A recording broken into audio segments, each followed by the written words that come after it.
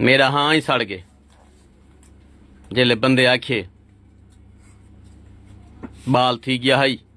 मैं कंजूसी की अगले बारी दवाई खिलाने में आ सकिया वाल बाल जाए थी गए दुख नहीं लगता मैं केवल पैसे दे आंदे मैंने दवाई देवा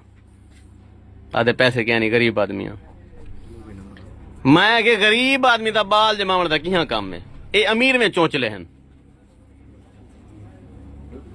गरीब आदमी का किया काम है बाल जमावन का गरीब आदमी का किया काम है शादी करने का गरीब आदमी काफिर मारन का सोचेंदा क्यों है गरीब आदमी का काफिर अमीर आदमी मार वेंदे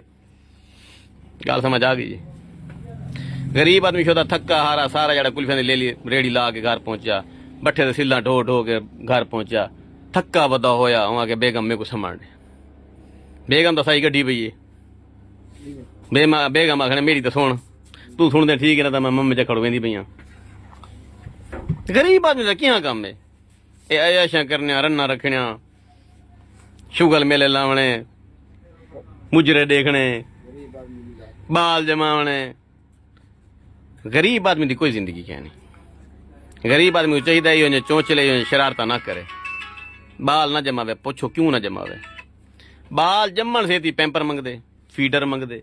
बाल अज दा बाल जम्मन से वैक्सीन मंगदे अज दा बाल जम्मन को पहले मां का ढिड पाड़ के निकलदे क्योंकि डॉक्टर को तलवार के लाई बैठा होंदे जल्दी जल्दी कड्ढो ही बाल को ये नहीं बचदा बाल पुट्ठा है सिर विच फंसया गड़े विच बल डॉक्टर चाहते तलवार कुहाड़ी माई का ढिड चीरेंदे आधे गड्ढो भला क्या गड्ढो पैसे 2 लाख रुपया गड्ढो कम अज कम ये आम डॉक्टर की गल पे करें जो वड्डा डाकदार है वह तो गिनसी 5 लाख रुपया कम अज कम वल बाल को कट के मशीन ते रखे चा इडू टूपा टंग देने इडू टूपा टंग देने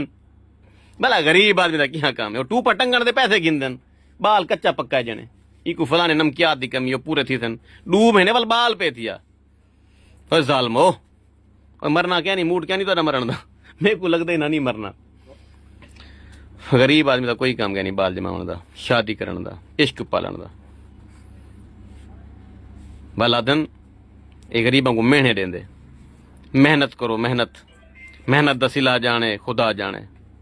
सारा दी ही कुर्सी ते बैठा हो ना सारा दी आदन शहजाद हकीम अमीर थी गए ब्रांड बन गए इवें बन गया मेहनत नहीं की थी नींद आवन पईए चक्कर आवन लगे 10 मिनट अंदर सामाया सिर्फ 10 मिनट इवें से रहना साहब 10 मिनट सामाया चक्कर खत्म थी हुण वल आके बैठा थी पेशेंट एवरेज 1000 दे पहुंच गई है कोई मनेसी क्या ना कोई मेडिकल साइंस क्या ना मनेसी कोई डॉक्टर क्या ना मनेसी आखिर बंदा है मशीन है अद्धे मिनट तशखीस 1.5 मिनट दवाई बंदा गुल स्पीड आप अपनी रफ्तार के हिसाब से पहचाने जाते हैं और गलत इलाज क्यों दें